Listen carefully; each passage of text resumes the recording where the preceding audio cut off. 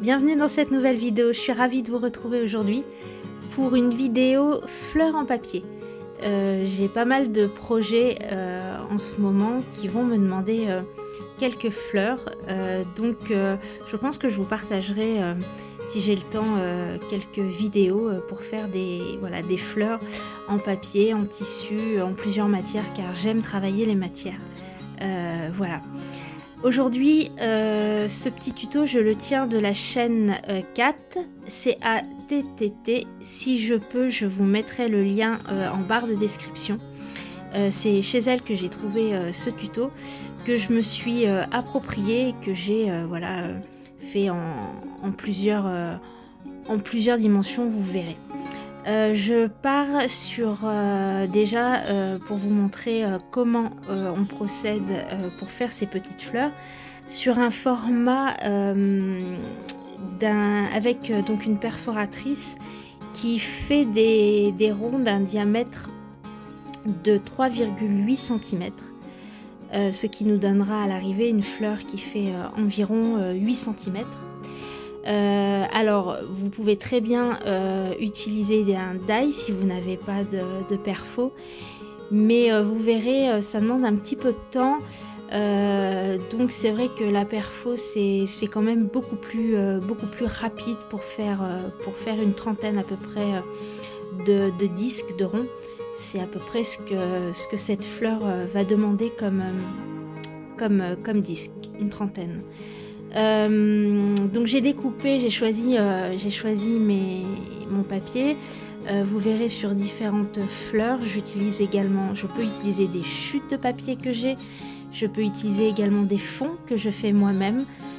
C'est une bonne technique pour écouler tous les petits bouts de papier que l'on garde à droite à gauche. Ici je suis partie sur une fleur monochrome sur des tons de violet, donc de différents violets. Je vous conseille un papier assez épais, environ 200 grammes, c'est très bien. Pas moins de 160, sinon le papier risque d'être un petit peu fragile. Après tout dépend ce que vous souhaitez en faire. Moi c'est beaucoup pour du home déco, donc j'ai besoin que mes fleurs se tiennent bien. Et j'utilise un pistolet à colle car je trouve que voilà, c'est pareil, c'est une question de rapidité. La colle sèche assez rapidement avec le pistolet à colle, c'est très pratique et on peut enchaîner les fleurs assez rapidement sans attendre que la taille glue fasse son job. Je trouve que le pistolet à colle est très pratique, je n'ai aucun souci à travailler avec la colle chaude. J'aime beaucoup d'ailleurs sa rapidité et puis c'est vrai que ça colle super bien sur le papier. Donc je plie tous mes petits ronds dans la moitié comme vous avez pu voir et je viens déposer une petite pointe de colle sur une des extrémités du demi-cercle pour venir coller un autre demi-cercle. Comme vous pouvez voir, ça forme à l'arrivée un petit accordéon qui n'est collé que d'un côté. Et pour fermer la fleur, je remets un petit point de colle. Et puis la fleur est pratiquement finie déjà, ça va très très vite. C'est aussi l'avantage de ces petites fleurs. Je trouve qu'elles vont très vite à se former, à faire, et elles font vraiment leur effet. Je regarde que tout est bien en place, pas trop décollé. J'écarte et j'aplatis et hop, voilà, la fleur se forme. Une fleur en éventail, je trouve ça très très joli. J'ai découpé avec la même perforatrice un bout de carton de récup. Je mets de la colle et je viens tout de suite positionner ma fleur sur ce petit bout de cartonnette. Une fois que la colle va sécher, elle va se durcir, elle va maintenir la fleur ouverte. Il suffira juste ensuite, ça c'est la partie que je préfère, de trouver un joli petit cœur pour mettre au centre de notre fleur. Alors vous verrez, je vais vous montrer plusieurs fleurs avec différents cœurs que j'ai pu intégrer. Sur celle-ci, je vais décider de mettre un bouton J'aime beaucoup utiliser les boutons voilà, en guise de cœur de fleur. Je trouve que ça rend bien et puis on peut voilà, varier les couleurs, c'est super sympa. Pareil, on reprend la colle chaude, c'est super pratique et on vient voilà, mettre de la colle chaude et poser le petit bouton sur la fleur. Et voilà, la fleur est déjà finie. Oui, c'est très rapide, j'adore. Donc, je vous la montre d'un petit peu plus près. On peut voir les différentes couleurs, j'aime beaucoup. Donc on peut rester dans le monochrome, c'est très sympa, mais on peut aussi mélanger les couleurs. Donc une autre fleur dans les tons de bleu avec un bouton rose. Ici c'est une fleur que j'ai faite avec des fonds que j'avais moi-même fait et avec une perle. Ici une fleur dans les tons de rouge avec une perle également. Et ici une petite fleur en feutrine. Voilà.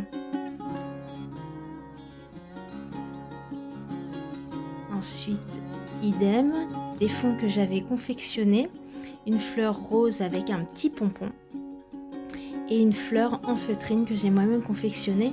Et ici, c'est un petit miroir rond que je suis venue poser au centre de cette fleur. Donc vous voyez, on peut mettre plein de choses au centre des fleurs et je trouve ça super chouette. Maintenant, on passe à un format un petit peu plus petit avec une perforatrice qui fera des ronds de 2,5 cm pour une fleur à l'arrivée qui fera environ 5,5 cm. Pareil, différents cœurs, différentes couleurs. Les arcs-en-ciel, j'aime beaucoup mélanger les couleurs et les fleurs en forme d'arc-en-ciel. Je trouve ça très sympa. Des boutons, des pompons.